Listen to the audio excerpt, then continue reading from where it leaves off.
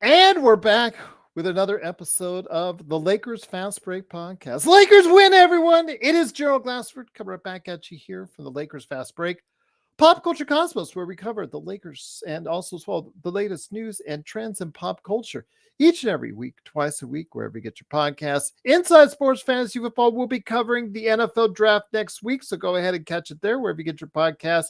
Also as well, Joe Soro, he was angry as ever, even when they do win.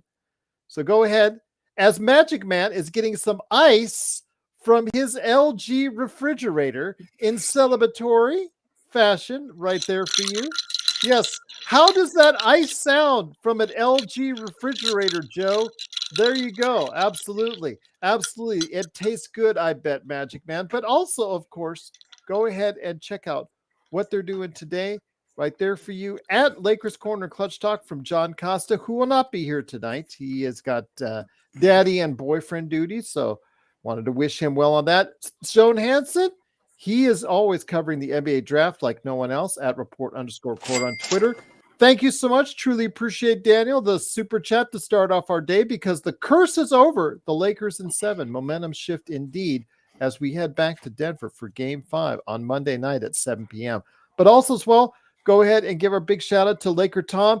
I hope he feels better now that the Lakers won tonight. So hope you're getting well, my friend. Go ahead and check out what he has to say on Twitter at Laker Tom. And of course, he and Jamie Sweet, they're together at Lakerholics.com. Plus also our good friends, Empire Jeff TV, Lakers in 5, Daniel Barry Sports Highlights. Yo, also as well, of course, go ahead and check out the John McCanlian channel. Big shout out to you, my friend. All these great channels you need to support, and also the best Lakers channel that's out there. Please support us by going ahead, liking, following, subscribing, doing whatever it is that you can to go ahead and support us. We do need all the help we can get, and we certainly appreciate it from your friends right here at the latest. Of course, notifications that you get from all of us at the Lakers Fast Break Podcast. Well, the Lakers came in with the definition of do or die coming into tonight. And would it be a situation where the Lakers would roll over and die 1-2-3 Cancun, or would they show some heart, guts, intestinal fortitude? Well, again, the Lakers found themselves in a very familiar situation as they once again climbed their way to an early lead. And what do you know? The Lakers got into a double-digit lead once again, right where Denver's saying, we've got you right where we want you, with you guys having a double-digit lead. But oh no, the Lakers, in the quarter that has been undermining them all series long in the third quarter, they played the Nuggets relatively even, which was the key to the game. The second half, they played them relatively even, only letting them score 2 points more. The Lakers came up with clutch plays. The Lakers actually did not look gassed, especially LeBron James, who came up with clutch play after clutch play. Today, LeBron looked like the player that you always want him to see, the player that you want him to be on both ends of the floor, giving you what he needed to give you as he scored 30 points. 6 turnovers, yes, that was not good, but 30 points for the Los Angeles Lakers. 25 points and 23 rebounds, a monster rebounding game from Anthony Davis, giving the Lakers a vital 46-40 edge on the overall rebounding, and they only were one less on the offensive rebounds. The turnovers, actually, for once, the Lakers had less turnovers than the Denver Nuggets. They executed well down the stretch. And despite LeBron James getting incensed at the bench for not taking a challenge earlier in the second half, and again, incensed at several opportunities the Lakers had to play better defense, which he called out on, the Lakers did manage to still get the victory, 119-108. Again, an impressive performance. They did hold the lead this time. And here today to talk about today's game, including D'Angelo Russell and Austin Reeves matching 21-point games. Even though Austin didn't shoot well from beyond the arc, he still guided the team with 6 from the free throw line and 7 of 15, while D'Angelo was 4 of 8 from behind the arc. The Lakers do win 119-108. And here to go ahead and discuss that is a good man indeed. He is the madman from Toronto. He did get out of Toronto traffic to join us on Playback. Big shout out to everyone on Playback, on YouTube, on Facebook that watched the scoreboard and chat with us. Big shout out to Laker Nick, who was with me. I was worried for a little bit with it that they were all going to jump ship like rats on a sinking ship on me, but they were there when it mattered the most, and it was a great game. But here today to discuss that is the madman for Toronto, Sean Grice. And Sean, as I unmute you, as I am sure you enjoyed that beverage full of the ice from the LG refrigerator that Joe knows all too well. It certainly tastes good. It tastes better knowing that the Lakers are taking the series back to Denver for a game 5 on Monday. Absolutely, Gerald. And a toast to a few people. One, to the Lakers, finally got a victory over the Nuggets. Two, to all you Denver trolls out there, Ghost, Paco, Taco. Now, Denver Nuggets is in the chat, but he's being very sportsmanlike. He's always great. Yeah, We have love for that man. I'm talking about the other ones, the impolite, uncouth Denver fans that troll by. So while you're soaking up this loss and you're in Denver, please enjoy that overpriced, over pesticide government weed. And I'm sure we'll hear back from you on Monday if the result is differently. But for tonight, suck it, Denver. Suck a big Laker lemon. And a toast to Joe. He may know a lot about artificial turf, but he knows jack shit about ice and refrigerators. The LG ice is very good, Gerald. And so toast to Joe, who knows nothing about refrigerators. That's correct. Absolutely, indeed. But once again, the Lakers do win 119-108. It's the Lakers Fast Break. If you not yet liked and subscribed, please do so to get the latest notifications on when we go live on the air with the latest Lakers Fast Break. I want to go ahead and start off with Magic Man as you go ahead and type in your message there. Wanted to go ahead and ask you real quick in regards to your thoughts on what was different this time around. 3 times the Lakers have had double-digit leads on the Denver Nuggets. 3 times they failed. This is the 4th time they had a double-digit lead. This time they succeeded. Where did it go right where all the other times it went wrong, in your opinion? Yes, Gerald. So a couple of things. One is they did relinquish that double-digit lead, but look who shows up just there, out of the woodwork. There you go. Denver was unable to capitalize on unforced errors. That's number one. We didn't make a lot of unforced errors tonight. And Denver wasn't able to capitalize on, those 13-0, 15-4, 17-2 runs. And the Lakers secondarily, Gerald, sprinkled in ISO here and there with LeBron AD, but for the most part, they ran sets. Yeah. They ran actual sets and plays, and there was actually a purpose and a configuration for all 5 guys on the court, which was nice to see because that was able to be sustained throughout the game. They didn't get distracted by mismatch hunting. And thirdly, LeBron just seemed to play with an extra sense of desperation, like vigor, as Joe's typing in to kind of troll me there. But yes, those 3 things I think were the icing on the cake. Lack of ISO ball, sprinkled it in. You were able to run sets, and you didn't allow Denver to take advantage of unforced errors. Once again, the Lakers do win 119-108. They are down in the series 3-1 as the series heads back for game 5. Monday night, 7 p.m. Of course, we'll cover it right here for you at the Lakers Fast Break. Also here today, he did show up after all. After he told us he wasn't going to be here. Wonder why that is. Of course, it's a good man indeed. You got to go ahead and check out what he's doing. It's Ox1947 at LakersBall.com. Also, as well, his company that he does own, which is a legitimately good company. Not talking any smack on it, because he does legitimately great work at Sinblades, sinblades.com. It is Joe Soro. Joe, great to have you here, despite the threats that you weren't going to be here. Great to have you here. FL24 and Blue called you out on it. You did arrive. The Lakers won. What do you attribute, as you were saying on playback, that you were very confident on, that caused your confidence that the Lakers would finish this game off with the victory? I thought that the main guys. That's the ice from his LG refrigerator, just to let you know.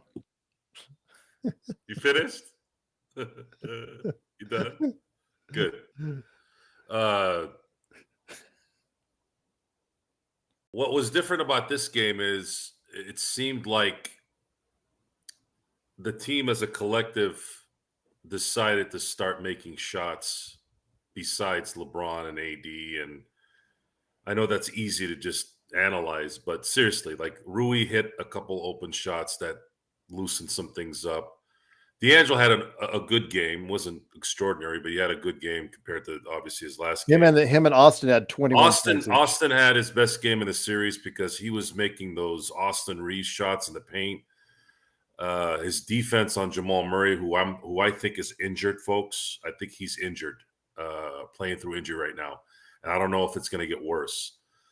Jokic kept doing what he was doing.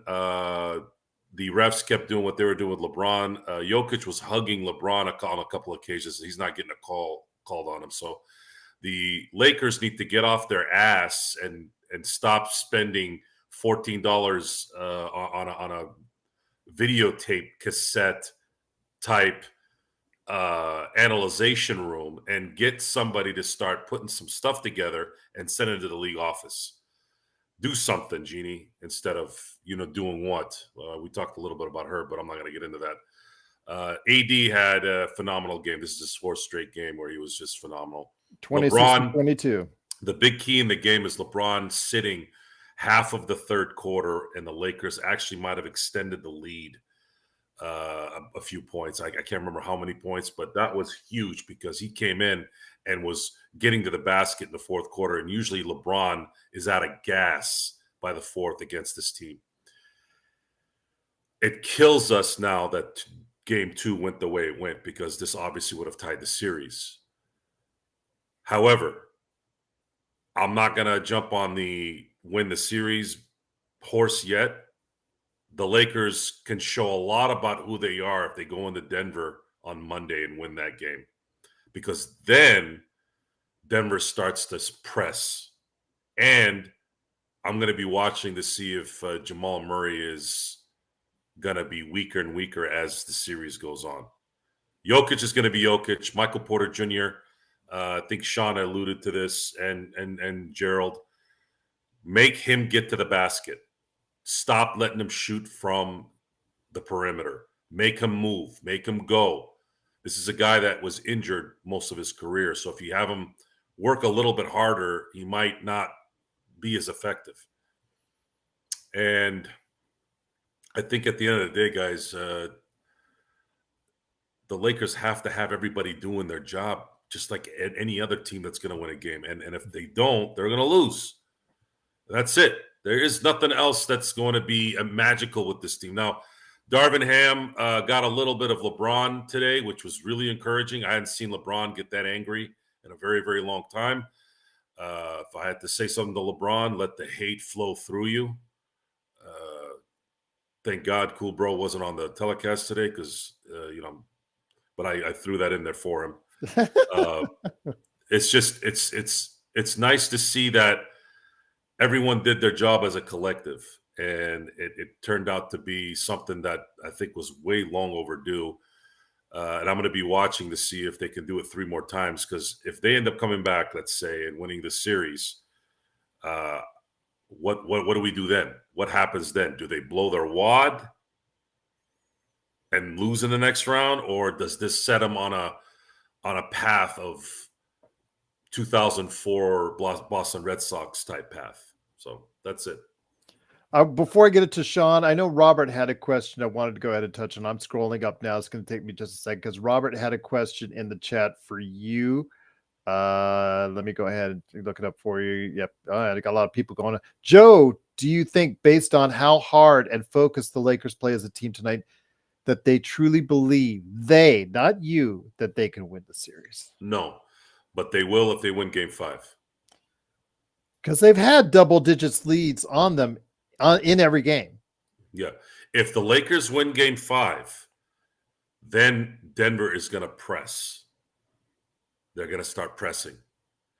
And it's talking about jinxing it. Talking about this right now is way premature. I think this talk is warranted if they win Monday. Yeah. If they win Monday, then we can sit and talk about scenarios, because then at that point the momentum is back on the Lakers side, even though they'll still be down a game. But it whether they believe it or not is irrelevant, folks. It's a matter of, can you play 4 quarters of basketball against the Denver Nuggets? Tonight they did, for the first time in 12 games. Magic Man, I want to bring it over to you. When it comes to what we saw tonight, the Lakers winning against Denver for the first time in almost 500 days. Let me repeat that for you. 500 days. It's actually 498 to be exact, according to Dave McManaman, but it is a win for the Lakers. I want to ask you this. Ham's quote, he usually has a beauty right after the game. He says, it's a beautiful day to be alive, to stay alive. Was he talking about the Lakers or his job in that? I think, to be frankly, I think it was more about his job than the Lakers. That's what I think. The fact is, Gerald, okay, let's talk about Monday then. You were going to get Denver's best effort. They are going to be on a mission on Monday to put us away. They want to put the nail in the coffin.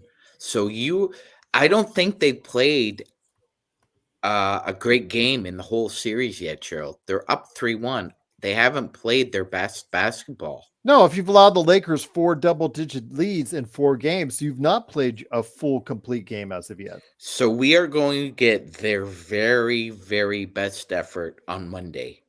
Now, if you can, and I think this is going to happen, unfortunately, if you can come back down double digits on Monday, that's putting the icing on the cake as far as planting a seed of doubt in them, because they're going to tell themselves, we played an almost perfect game and they still beat us. That's what it's going to take. It can't just be any victory, although you're down 3-1.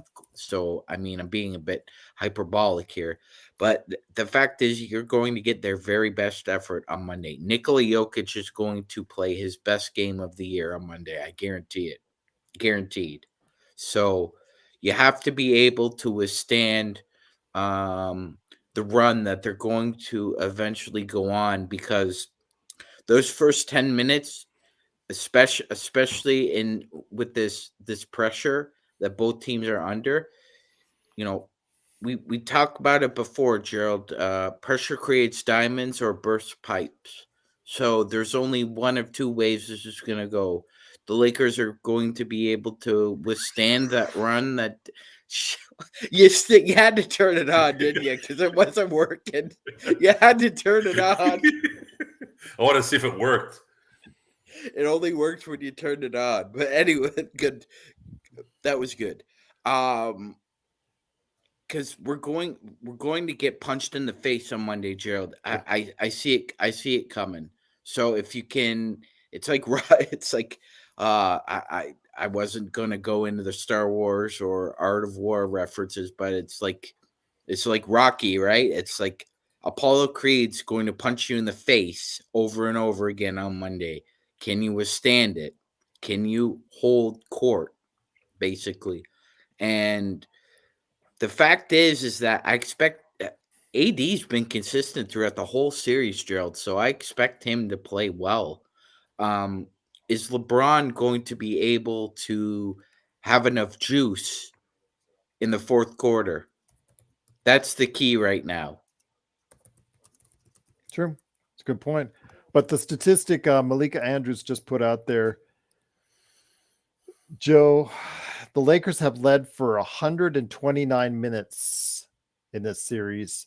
Denver has led for almost 42. To tell you the kind of dominance as far as the Lakers have done, it's just about finishing the job. You look great for 2 quarters. That doesn't mean anything. You've got to finish the job, and today they did. But it just shows you how easy this series could have been 4-0 the Lakers' way. Probably 2-2, mind you, but 4-0. They were up 12 in game 1 in Denver. Yeah. So you can say for sure 2-2. This series should be 2-2. Yeah. If the Lakers had LeBron in 2020, it would have been 3-1. I said it theoretically. Lakers should be 5-0 right now. Yes. There, you guys like that better? Anyways. Yes, there you go. Absolutely. Thank you. When you lead 129 minutes in the series, there's a possibility, a strong one, that you could be leading 4-0 in the series. It's like Sun Tzu said. Oh my God. He's No, rolling over his grave right now. Please don't. He's rolling over his grave right now. Zoo! Sun Tzu, you kiss ass. Well, Gerald, he wouldn't be rolling over in his grave. He lived about 800 years ago. He would be dust. Yeah, that's true. His dust is rolling over in its grave. Let's talk about specific things that happened in this game, specifically in terms of how they ran their offense. Specificity. Speciality. The speciality of the matter is that the Lakers kept moving. They were like Rocky in Rocky, the first one. They kept coming. They kept moving. What a surprise. Offense kept moving, kept going. Now, there was still some ill-advised shots that they took that I wish they would tighten up a little bit more. But they kept moving, and LeBron was the catalyst in it. His dives on those Russell AD pick and rolls were absolutely beautiful. And LeBron looked like 16 LeBron, the way he was pogo sticking up on those plays. You know, LeBron James, when he's on and he's feeling good, my God, you guys, there's a reason why this guy wins. He's that talented. His physical ability to play basketball is just unreal. And the key point was in that third quarter when he sat and they kept the lead and extended it. They need to do that in game 5. They need to do that in game 6 should they play in a game 6. And obviously, if they go back to Denver, Denver is going to be ass water tight if they can get it there. And I said before that winning game 7 in Denver would be impossible. However, the narrative of this series, should the Lakers get there, changes because now there's history involved and you're playing against AD and LeBron, not Dikembe and McDyess. Well, not McDyess. McDyess wasn't on that team, was he? You know, 94? No? I don't think so. He got drafted later. Yeah. So anyways, for those of you who don't know what I'm talking about, Utah went up 3-0 against Denver. Denver came back and forced a game 7. And then last year's Miami Celtics series in the Eastern Conference Finals, we saw what happened there. Anyways, so with that, the Lakers need to continue to move. Don't make those bad don't take those bad shots in this next game. Play flawless, smart basketball. Keep moving. And Austin Reeves has been guarding. Sorry, Joe. It wasn't McDyess. I remember it was LaFonso Ellis. LaFonso Ellis. That's it. Sorry, that's what I meant. They have the same Yeah, composition. yes. But I believe Jamal Murray is hurt, not injured, hurt. So that's kind of taking him a peg down a little bit so that Austin can actually compete on the defensive end against them. The other thing they got to do is let Jokic get what he can get. It is what it is.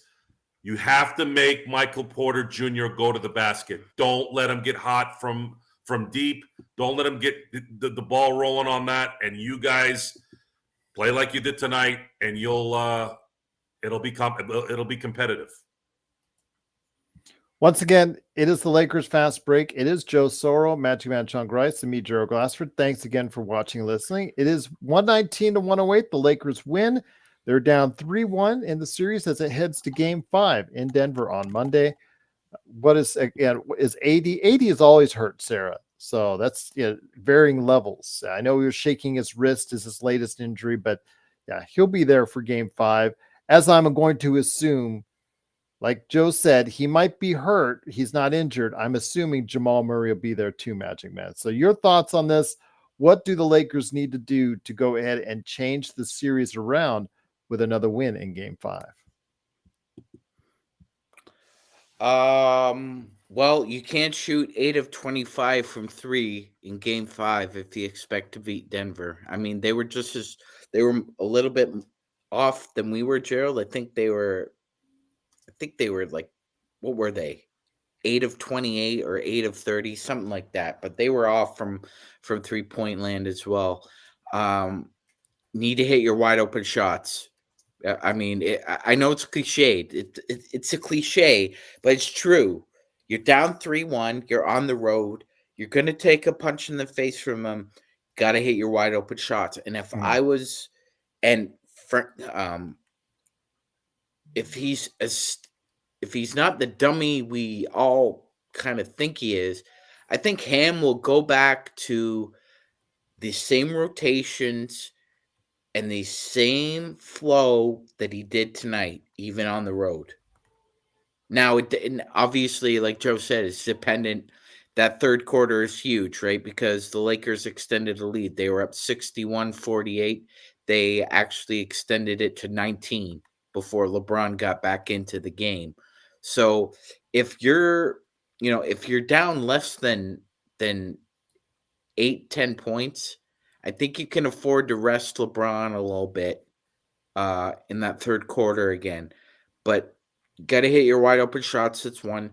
Two is I agree with Joe. I think you need to really, really make a clear present effort to make Kentavious Caldwell-Pope, make Michael Porter Jr., make Peyton Watson put the ball on the floor and try and create, because we saw it ourselves when KCP was the Laker, Gerald. Danny Green improved greatly on becoming more than a 3-point shooter. KCP had trouble creating off the dribble when he put the ball on the floor and his head down, trying to create a shot for himself. He struggles at that. He's not great.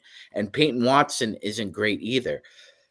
Two, and thirdly, so Denver's two best defenders are Peyton Watson and Aaron Gordon. I would try and get one or two of those guys in foul trouble and attack them as much as possible. I mean, I would say the same thing about the Joker, Gerald, but we saw what happened in Game 3. Joker had 2 fouls. We didn't attack him in any pick and roll or soft post We went action. away from it. We went away from it, and that's what happened. So if you can get any one of those 3 guys in foul trouble and sitting on the bench, it's deficient for them, because our bench is what it is, but so is theirs. Their bench is not a strength this year, Gerald. It's not. We've seen it through the 4 games this series. Their bench has not been able to either take a lead for them or try and reduce the deficit either by 10 or 12. It's the starters of Denver who have come back and reversed on the Lakers. It hasn't been their bench. So I would try and make a conscious effort to get one or two of those starters in foul trouble. It's Peyton Watson, Joe. It's Peyton Watson. That's who they're talking about. because the only thing he can do is block shots consistently. That's it. That's all he could do. Shooting is like, he'll hit 2 shots here, he'll miss 5 there. So yeah, I mentioned it, Sarah. He blocks shots, but that's all he can do consistently. So that's it. Yeah, if he does win them the game, if he does play well, that's what you're going to bank on. That's something, again, if he does play well on that, yeah. But ever since game 1, he has been terrible out there shooting wise. So you're expecting maybe the home cooking to be better for him. So you're going to have to anticipate that. But I think, again, we saw last night in the Minnesota Phoenix game, Minnesota really guarding against the 3, forcing tough 20-foot shots by Phoenix. I really think that was a key to their game and how they were victorious. If the Lakers followed that mode, Joe, as far as getting them off the 3-point line, I think they can go ahead and play well again in Denver. But we'll see, my friend. Again, we will see. Yes. If we score more points at the end of game. Oh, the wise sage that you are. We will win. Okay. How do we do that? Oh, wise sage. Oh, Nostradamus. We have to hit more field goals. Oh, that's just, that's so deep. Great analysis there. You really have to do. We do have an audio audience thing. What do you want me to do? Not do that for starters. What are you going to do about it? I could kick you out if I wanted to. Yeah, you can, but then, show will be kind of, It'd be me and Sean. We were doing just fine before. Yeah. But again, I'm looking for insight from you. Sean has adapted the light of God in his whatever room he's in. Is that Big Ben? Is that code for Get Out? Yes. A great movie. But anyway, Joe, like you said, there could be a possibility of Jamal Murray being hurt. Big Ben is a giant tower clock, right, Joe? Do you see a tower behind me? It's all right. I've got Robert Wheeler to save us. So, guys, he put it out to all of us. Did you expect the Lakers to win tonight? No. And on the scale, because he already had plans. I thought they were going to quit. He already had plans. I thought they were going to quit like the Sminchies that they are, but they didn't. How confident are you on a win, guys, on game 5? I'm not confident. I'll be confident after game 5. If you keep them off the offensive boards like you did tonight, I feel pretty good about your chances in the fourth quarter. Denver only had 9 offensive rebounds this whole game. It's key here, guys. It's very, very important that the Lakers make sure that LeBron does not play over 40 minutes on Monday. This is one day off, and then they got to go play in the altitude. So if there is a game, whatever game they had tonight, they actually have to be better. That's why I'm saying don't take those ill-advised shots. Don't take the heat check shots. Play smart. Do exactly what you did tonight, but don't take those ill-advised shots. And if you guys really want to enjoy a win, Sean just said it. One thing we noticed this game that we not noticed in how many of these games? Oh my God, the Lakers were offensive rebounding. And they weren't letting them do it. Yes. Pat Riley said it. Rebounds win championships. Question for you, Joe. Yeah. But question for you.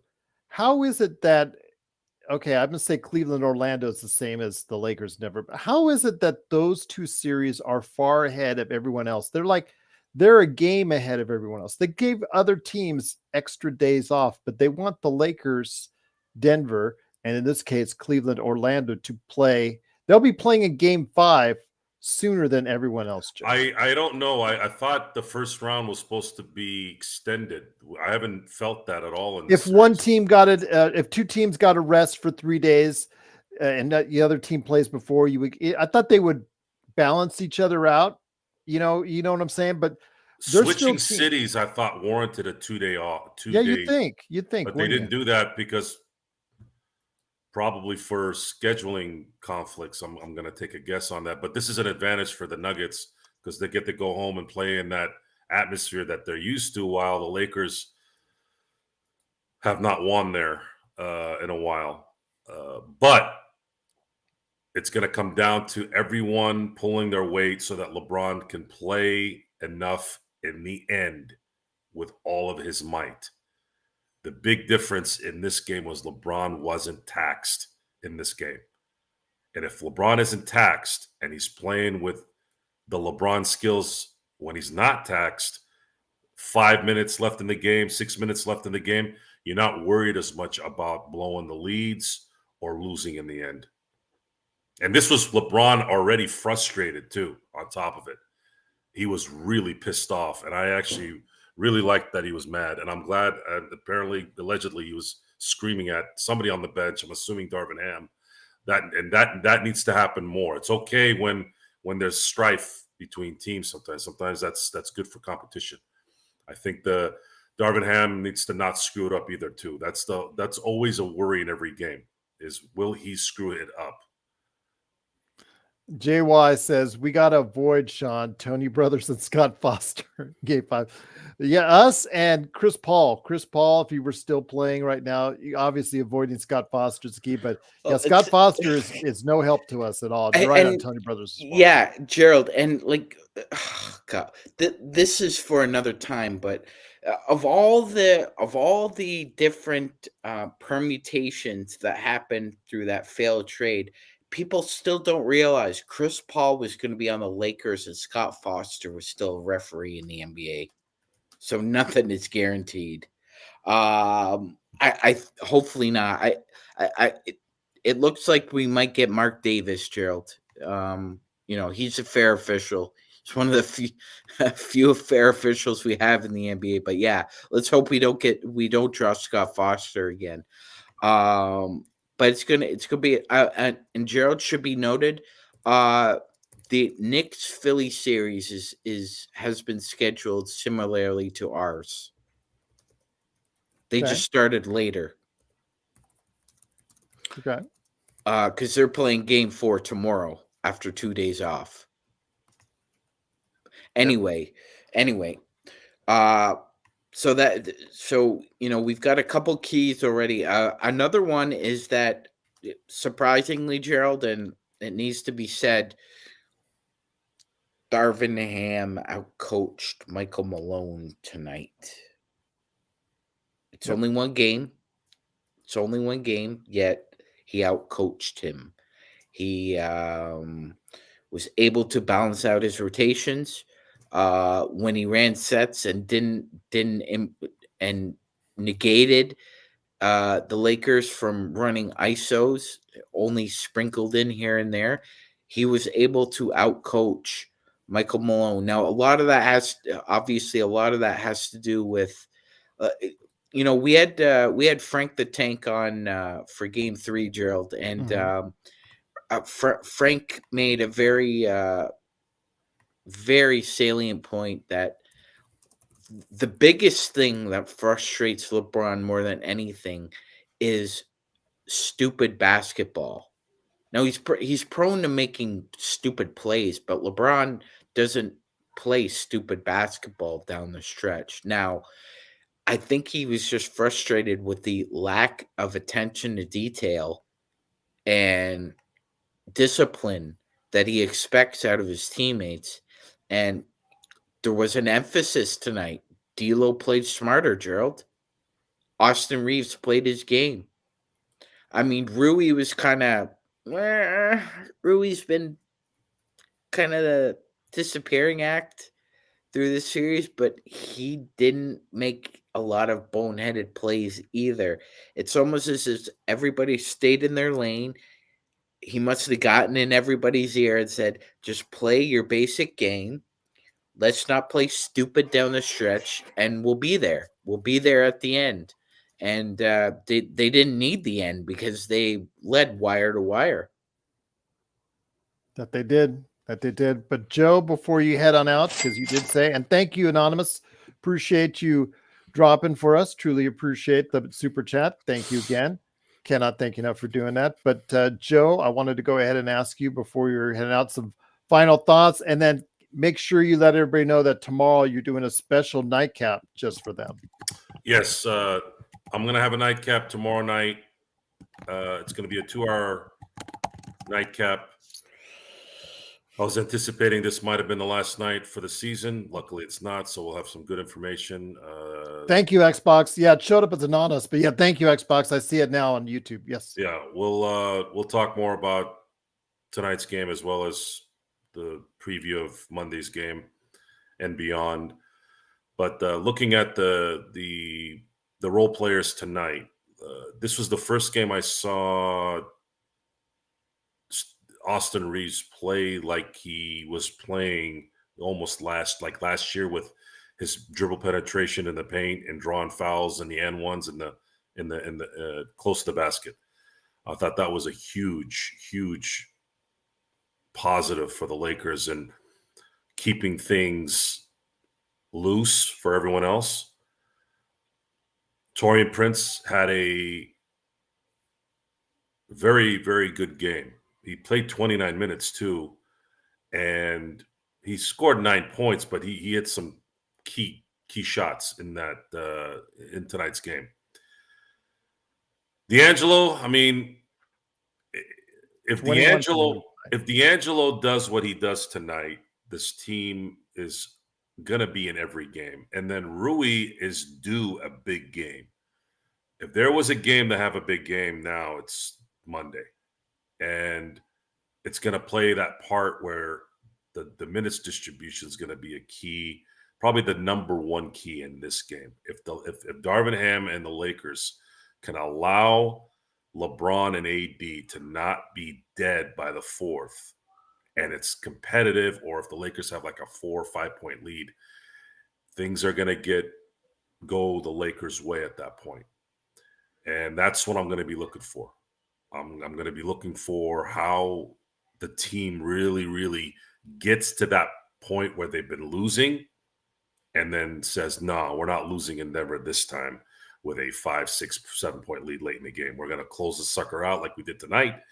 And this is why we're going to do it, because it's going to be a team effort. It's going to be people hitting shots when they're supposed to. And when they're open, they were hitting open shots tonight, folks. We all saw it. Every time Denver was making a run, they had a shot that kind of stopped it. And that's all we're asking, guys. Don't go into these 4 or 5 minute droughts. If you don't go into a 5-minute drought, you're probably going to win the game if you're up 8, 10 points. You have LeBron James and AD. And if they're rested during the game, they're not playing 45 minutes, it's even a bigger chance that you're going to win the game. So that's what I'm going to be looking at on Monday. More information on that, more kind of dissection of that tomorrow night for the nightcap, and times on the nightcap will be discussed this evening and tomorrow morning. I'll let you guys know when that is for sure by tomorrow. Again, thanks for having me on again tonight on a last second thing here, guys. I will see you guys tomorrow, and have a good night, everyone. Thank you, and go Lakers. Once again, it is the Lakers fast break. The Lakers do win 119-108. The series is now 3-1 in favor of Denver as we go to Denver for Monday night. I know one of the things that have been mentioned quite often, Sean, in the chat is, should Prince replace Rui, or should he get more minutes than Rui? I'm not willing to go that far. The reason why, I understand Alan makes a good point about Rui navigating through screens, but I would make a good point back to say that if Aaron Gordon is posting you up and dominating you on the other end like he was to Prince, that is a bad matchup. That if they continue to go to it, a guy that is not normally one of your best offensive weapons in Aaron Gordon will become one of your best offensive weapons, and that may not necessarily be a good thing. So I think Taurean Prince, if you keep him at 25 minutes, right around there, like we talk about throughout the season, I think that's probably best, because we all hate that 3-guard lineup with Taurean as the power forward, and obviously Ham's not going away from it. Today he was able to get away with it. I just want to say, Prince, there was a reason why we all, for the entire year, and we should not lose our memory on it, all for the entire year wanted him out of the starting lineup. I would probably at this point not want him back in. Yeah, and Gerald, to be fair, I think the 4-guard lineup is kind of getting a little overanalyzed. All due respect to a couple of people in the comments, and I'm seeing some scuttlebutt about it. They played less than 4 minutes tonight together, and they were only a -2. So take it easy, everybody. I'm not a big fan of it either, but they played very limited minutes, but I agree with you, Gerald. Prince is 6'6". Aaron Gordon's legit 6'9". Aaron Gordon's just more muscular and bulky than Prince, and like you said, if he gets him in a phone booth in the post, that's a matchup Denver will take all day. I mean, Jokic will go to that matchup 10 times out of 10 on the floor. Yeah, If he sees it, they'll exploit it. Rui doesn't give up a lot to Aaron Gordon. He's strong too. He's got a strong, and Rui's got a stronger lower body than Taurean Prince. So that's one of the main reasons why Ham has put him on Gordon or Jokic. So as much as I think a lot of people want to see Taurean Prince play a little bit more, I'm with you. We've said it all year. Anywhere from 22 to 28 minutes as his max. That's a max for Taurean Prince. If he plays over 30, that usually means one of two things. One, somebody else is having an off night and you have to employ him more. And two, it usually means that we're getting beat up in the box because somebody's taking advantage of that matchup, exploiting Prince either along the baseline or in the post. Once again, it is the Lakers fast break. Lakers win 119-108, powered behind 30 points from LeBron James. 25-23 is the final numbers. Looks like it got corrected on the scoreboard for Anthony Davis. D'Angelo and Austin had 21 each. Definitely looking forward to seeing what the Lakers can do in Game 5. Will they make the Denver Nuggets nervous with a victory in Game 5? Wait and see, my friend. But yes, again, a double-digit lead for the Los Angeles Lakers this time around. I feel a little bit better now if the Lakers can maintain and get a lead again in Game 5, that they will be able to go ahead and keep that lead. But still, Magic Man, if you get that 20-point lead again like you did in Game 2, absolutely, you've got to go ahead and do what you can to step on the throat of Denver at that point in time, because as Joe said, it's the Joe rule. If some team is within 20, it's anyone's ball game. Yeah, it's true. That being said, Gerald, I mean, small adjustments here or there, and they don't have to be monumental. Help facilitate Denver not being able to take advantage of our mistakes. Again, their starting five is better than our starting five. 100%. That is true. Their bench is not better than our bench. It's pretty even. I would say, Gerald. I'd say it's fairly even. That being said, the big difference last year in this series was Denver's bench accentuated the starters. They extended leads, or they were able to close deficits for them. They don't have that benefit this year. Their bench is weaker, and for the third game in a row, I will say, I could see the Podfather. We had a very excitable discussion about that in the off season, and I said I thought Denver's bench would be good, and Gerald said, no, Sean, Denver's bench will be crap. And Podfather was right. I was wrong. I concede once again. That being said, we're here now, Gerald, 3-1, and I agree with the Podfather. The Lakers need to stop the enforced errors, make your wide open shots, keep them off the boards, and try as you might to limit the opportunities that Murray has. Because, Gerald, we now know the something's going on there. I'm not ready to go as far as Joe is because we just don't know. We don't know what's going on with Jamal Murray, but he's not playing the way he normally plays, Gerald. And we do know that he's dealt with a myriad of injuries this year. He's had ankle issues. He's had problems with his hammy. We do know he's got a serious knee injury history, Gerald. So he's got a lot of lower body injuries that he's been dealing with over the years. And specifically this year, if I was the Lakers, I would really, really try and test out his endurance and stamina early on in game 5. If you can get split screens or curls that get advantageous matchups, like if you can get LeBron on Murray or AD on Murray in post action and try and see if you can either get him in foul trouble or really see how injured or hurt he is, I think that would be advantageous. Attack Murray at will in game 5 because if you can get those 1-5 pick and rolls again where if Joker has to guard D'Lo on the offensive end, I'm all for it. And if Murray has to guard AD in the post or on the perimeter, I'm all for that too because either one of those two guys would end up either in foul trouble or on an island that they can't contain themselves. Thank you again to Xbox and also as well Danny Berry Sports Highlights for the super chat. You can always give us a super chat right here at the Lakers Fast Break, and it is truly appreciated. Once again, the Lakers do win 119-108. They're going back to Denver down 3-1 in the series, but I did want to mention, I know that people were concerned about AD and his wrist because he kept shaking it off, Sean, but I'm seeing him in the post game. He's holding the mic with that left hand.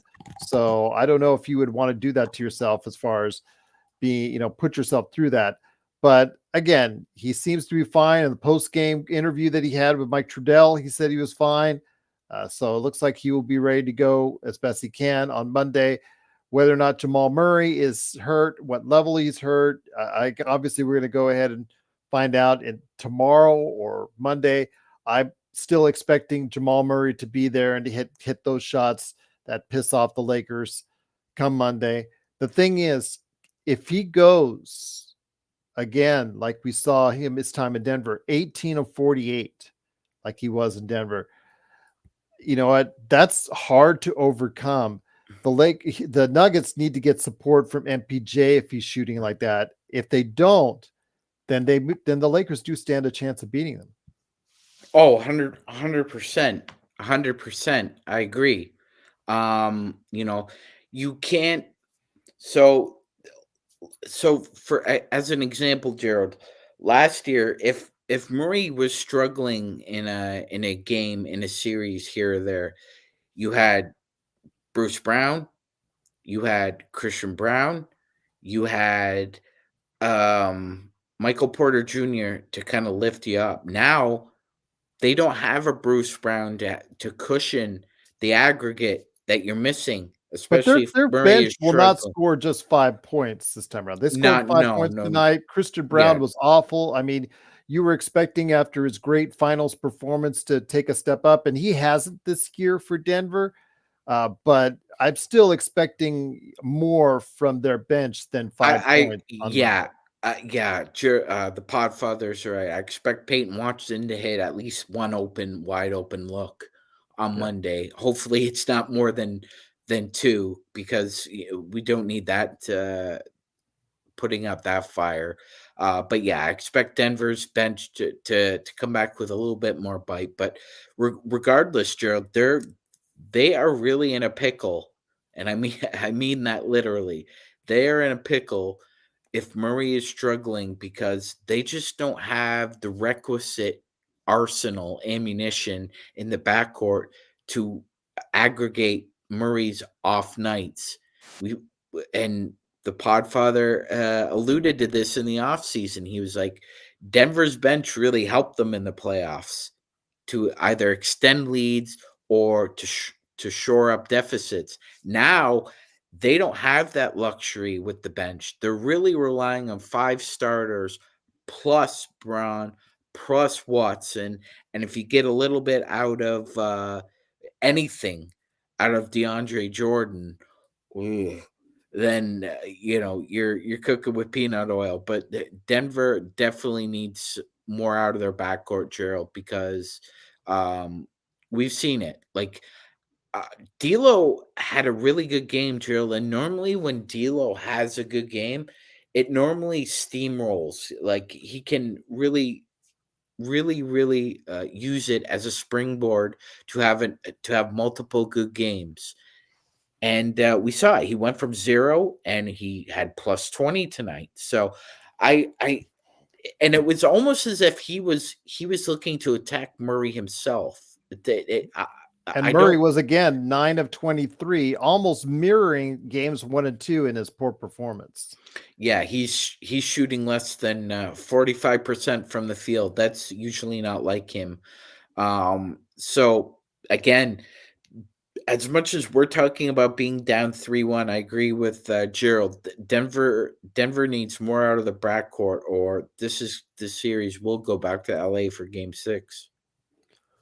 Once again, it is the Lakers Fast Break. It is Magic Man Sean Grice, along with me, Gerald Glassford. Thanks again for watching and listening. Joe Soro will be on tomorrow for a Lakers nightcap. He has promised 2 hours. Let's see if that happens. But he is promising a nightcap for you guys tomorrow. He has not told me the time yet, but once he tells me, I will go ahead and schedule it. Tony says, do the Lakers have a shot in Game 5? I mean, they've had a shot in every game. They've led by double digits in every game, Magic Man. I think they do have a shot. The problem is you have to keep going. Whatever game plan you're drawing up for the first half, you have to continue it. The second half, you have to just maintain whatever lead that you're getting. So again, if the Lakers jump out to another double-digit lead in Game 5, Magic Man, it's kind of starting to make you think just a little bit. Again, we still need to see them win Game 5 before we start really getting on that bandwagon. I want to make sure everybody just stays calm until we actually see the Lakers win Game 5. Let's see that first before we start talking about that. I know I see in the chat that the Lakers, that everybody's thinking that the Lakers are clearly the better team because they've dominated so much of the game. As far as each of the games, they've dominated the minutes and whatnot. But again, they're still down on the scoreboard 3-1. Let's see if they can get through Game 5 with a victory on the road, Magic Man, before we start really thinking about doing what has never been done in 192 series when a team's been up 3-0. Let's see if they can be the first. And to be on do it on the defending champions, that would be awesome. But let's get by Game 5 first with a victory. Let's get by Game 5 with a victory as well, Joe. And again, I'm not trying to be cliched here, but concentration, discipline, and resolve. Those are the 3 characteristics you're going to need in Game 5, because you're going to need to be able to concentrate because, again, I want to reiterate this. It's through 4 games, Denver has not played a great game. They haven't played a great game yet. They've played a pretty good second half in 3 of the 4 games, but they haven't played a complete game yet. I believe the Lakers will see them play a complete game on Monday. You're going to need discipline because you're on the road. They've got the advantage of the whistles, the crowd, and the altitude. So you're going to have to withstand those 3 elements within the throes of discipline. And resolve, going to need that too. Because one thing we do know, Gerald, is that although he outcoached him tonight, Michael Malone is a championship head coach. He made a very, very sneaky counter in Game 2, and he's going to be able to make counters in Game 5 if he sees that him or the Lakers are trying to exploit an advantage.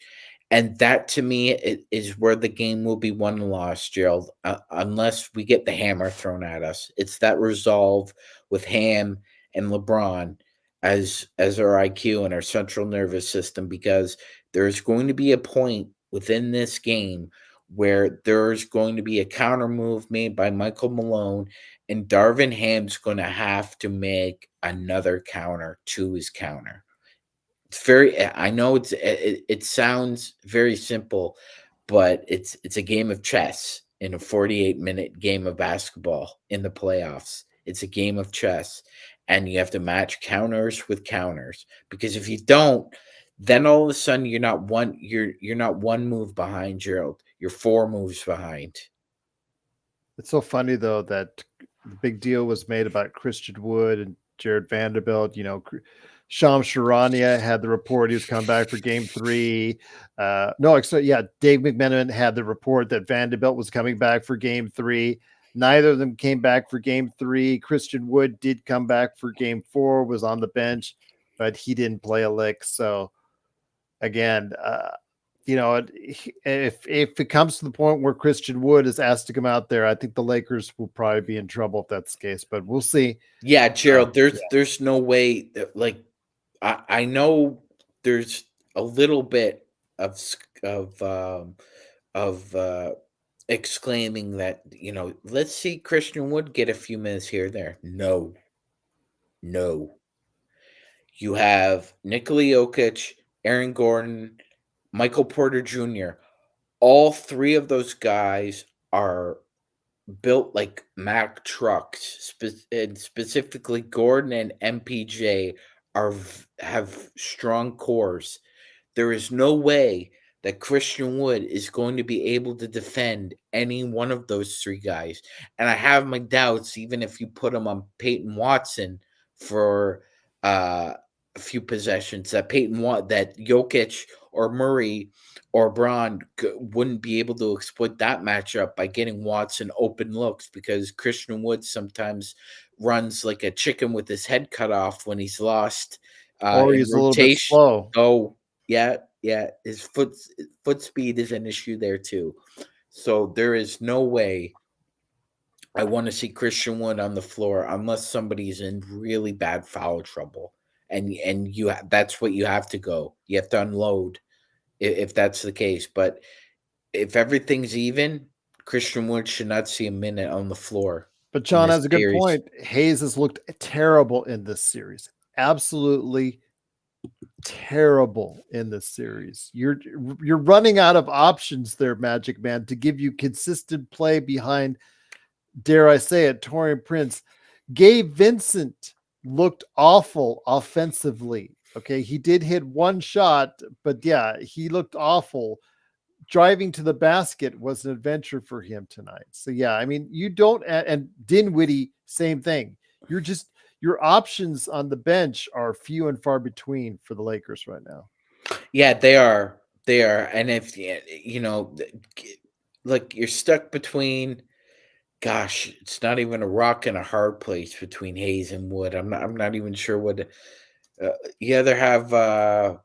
I'm not going to use the South Park reference, Gerald, but you know what I'm talking about. Mm-hmm. Yeah, it's one or the other. It's a blank sandwich or a what. That's basically what it is with Jackson Hayes and Christian Wood at this point. And I'd rather take that sandwich that is Jackson Hayes. At least in Hayes's defense, he's more physical than Christian Wood. He's more physical. He has a body that can withstand the force of any one of those 3 guys. Doesn't look good. Agree with Sean wholeheartedly, 100%. Doesn't look good like 95% of the time, but at least he's a big body that can withstand the force. It just troubles me, Magic Man, before we head on out, that the Lakers, the Nuggets, Cleveland, and Orlando have played Game 5 or going to play Game 5 faster than any other series. And some of these, like for instance, Boston and Miami, they were just playing Game 3 today, and the Lakers already done with Game 4. So I don't think I'm actually loving the way that the NBA has scheduled this out, especially for an older team like the Lakers. Not really liking that as much. Yeah, I mean, it is what it is, Gerald. But you know What it what? is. A lot of Toronto Maple Leafs are saying that about their schedule too. And you know what? The Lakers are the center of the universe when it comes to the It NBA. is about TV. I get it. It's about ratings. I understand why. I'm not exactly in love with it, but yeah, there you go. So that's why. That's why. But yeah, I'm with you. I wish it would be a little bit more traditional as far as like evening it out, right? So exactly. So 2 series are already heading towards game 4 as Phoenix and Minnesota tomorrow as well. And yeah, Boston has only played 3 games. The Knicks and Sixers have only played 3 games. So it seems like the Lakers and Nuggets and the Magic and the Cavs are just far and away ahead of everybody else right now. Ace, to answer your question, if Darvin Ham saved his job tonight, I will say that I was watching an interview earlier with Adrian Wojnarowski saying he's getting inside reports that, Ham as the Lakers coach, had they been swept 2 years in a row, obviously that would have been very, very close, put him very, very much on the hot seat. I'm not sure. I'm still 60-40. If they lose on Monday, I'm still 60-40 that they fire Ham. But again, knowing this organization the way I do, anything is possible because the fact that, again, they sometimes make very head-scratching decisions. But Magic Man, did Darvin Ham save his job with the victory tonight? I don't think he did. He did. I think that's to be continued. Okay.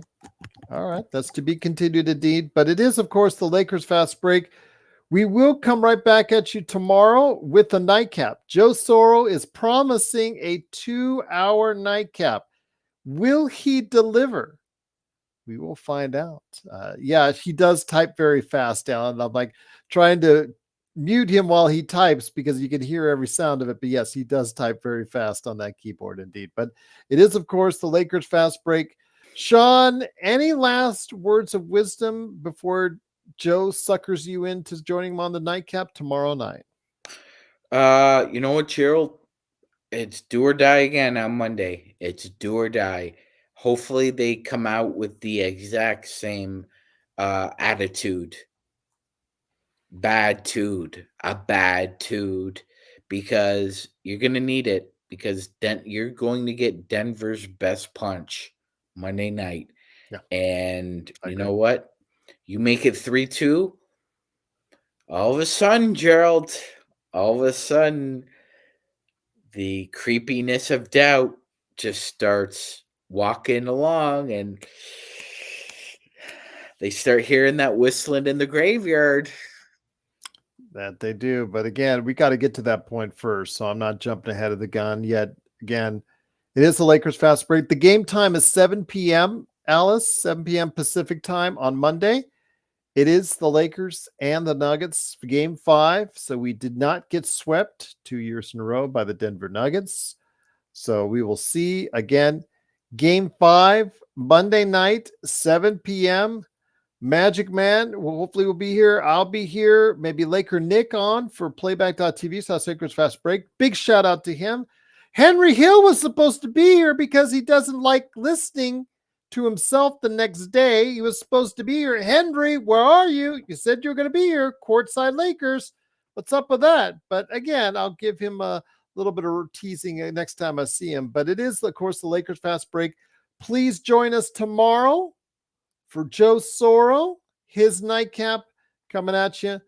Truly appreciate it. BD on Twitch, giving you big props. Appreciate so much you being one of our subscribers, hopefully growing on Twitch as well. Cannot thank you enough. And for the 1,550, almost 60 plus on YouTube, we cannot thank you enough. If you've not yet liked and subscribed, please do so. If you've not yet followed us on social media or Facebook, please do so.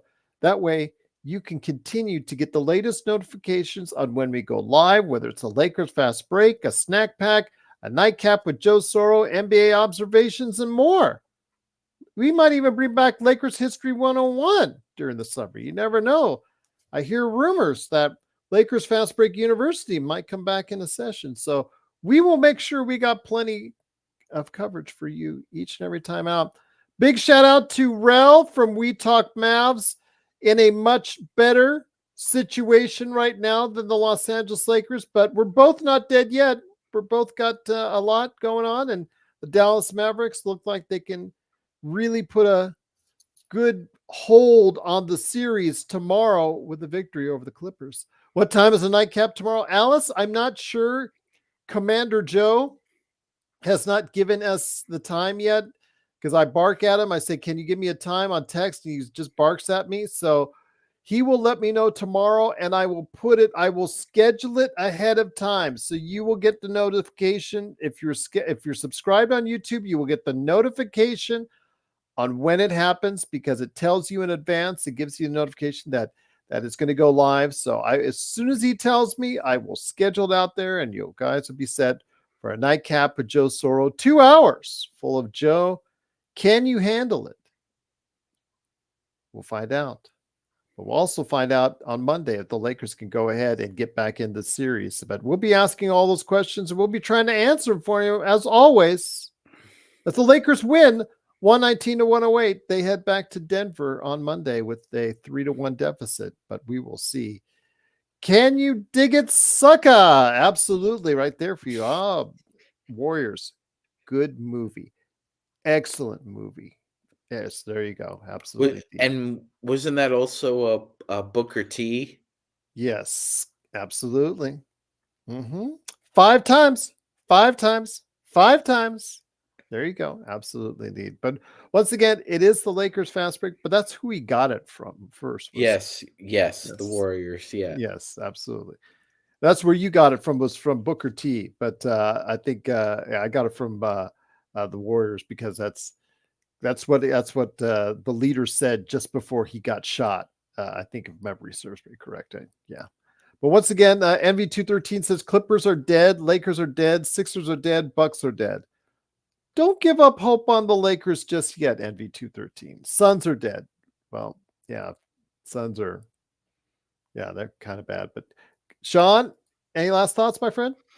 Not on our series, Gerald, but I will say this. I'm very intrigued by the best coaching matchup in the playoffs thus far is between JB Bickerstaff and Jamal Mosley. They keep throwing haymakers at one another. That series is a best of 3 now.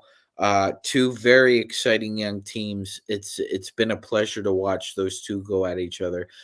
Gerald, who do you favor now in that series, now that it's a best of 3? I would still say Cleveland. When it comes down to it, they have the guy that can still manufacture points a little easier in Mitchell. Although the defense on Mitchell has been outstanding at times by Orlando. That's not a surprise. Jalen Suggs is a great defender, but yeah, I still think when push comes to shove, I'm going to say Cleveland, but I am impressed. And next time I see Alfred Esmond, who says he wants to join us on Tuesday, I'm really going to give his team a shout out for coming back. They could have just folded over, especially today, especially in that today's game. They could have folded over after that first half, and they came back strong in that second half. And again, I know I harp on it, but it's so depressing to see all these Lakers that we could have retained, like Mo Wagner, providing key minutes for them off the bench in Orlando. Just imagine what he could have done for us as a first-round draft pick for us. And then Ivica Zubac, you see what he's doing for the Clippers, even though they're still getting beat. And then, of course, Triple J. Yeah, I mean, he didn't have, the Heat sucked today, but still, he's played well in the playoffs. That's a rookie there for you. Gosh, again, it just hurts to see all these. KCP, of course. Yeah, it hurts. It hurts, Magic Man. It hurts. Again, Rob Pelinka is just not a good GM. But yeah, that's just me saying. There we go. It's not just you saying either. Well, some people do defend him. Like I had the pregame. Watch the pregame. You'll see the chat there. There's a lot of people that's. Yeah, the Lakers the worst at treating their drafted players. I would say yes. Yes. Yeah, just because you draft them, just because you retain, just because you think they're going to be doing something for you, you've got to retain them. You got to grow. I know that Christie is Joe calls him not an NBA player. I still think he can play in this league. I think he will become a player as far as a rotation player in this league. But the status quo and the modus operandi means that he'll probably do it somewhere else before he's able to. So, yeah, Ace Nubian, that's who I'm thinking. I think it's going to be Christie. But I wouldn't say excel, but I think he can become a rotation player, like you're seeing with Mo Wagner. Yeah, right now. So we'll see. Once again, it is the Lakers fast. Wasn't Pelinka supposed to piss off LeBron? Him being there probably pisses off LeBron. It pisses off me, that's for sure. Mm-hmm. Once again, it is the Lakers fast break. The Lakers do win 119-108. They're down 3-1. Can they pull off the impossible?